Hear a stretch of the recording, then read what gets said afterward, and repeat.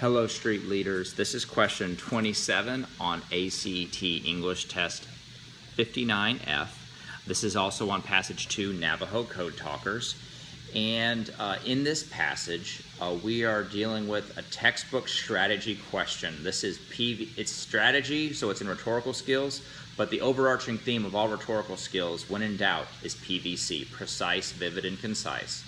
This is a new paragraph. It says, the Navajo, that's underlined, the Navajo developed and memorized the code, period. So the Navajo subject is doing two verbs. They're developing and memorizing the code, period.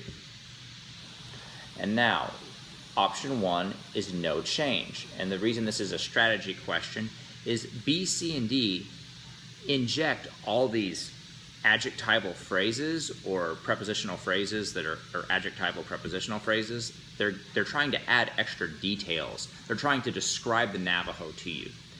And on the ACT, a lot of times, less is more. You don't want words and information that obscures the main point of your essay. You want to keep your essay on track and on target and not, randomly chasing rabbit trails like some people do when they talk on YouTube videos about ACT. Yeah, don't be like me. Do as I say, not as I do. Do not chase rabbit trails in your writing. I know I ramble on rabbit trails when I teach these videos. I'm a hypocrite. But please, don't do that. This is a perfect example. Okay, the Navajo developed and memorized the code. I like that. It's talking about the code. Well, let's see if B, C, or D. And it's also, I like it on PVC grounds too. It's clearly the shortest. The Navajo is much shorter than the Navajo this, the Navajo that, blah, blah, blah, blah, blah, blah, blah, blah, blah.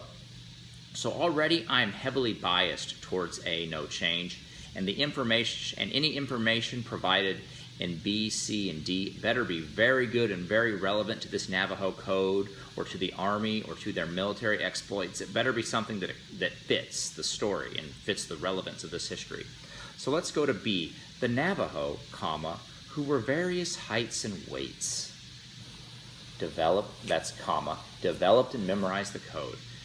I'm sorry, they can be big Navajo, they can be little Navajo, they can be short Navajo, they can be tall Navajo.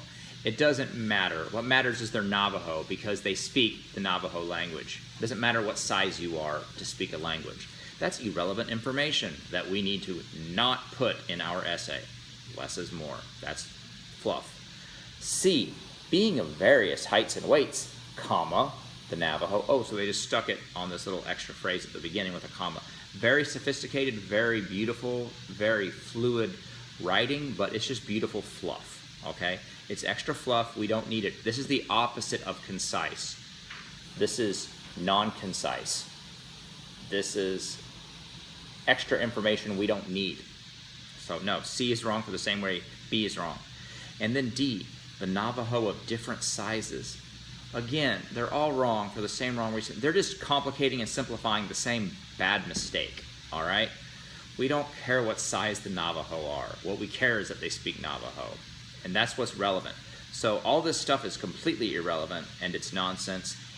But this is a textbook example of how the ACT can make a student who's not ready, who doesn't know this game, spend minutes and seconds agonizing, stressing out, spending brain energy you need for later in the test, trying to figure out what's going on here, when it's literally there just to waste your time and mess you up if you don't know the rule.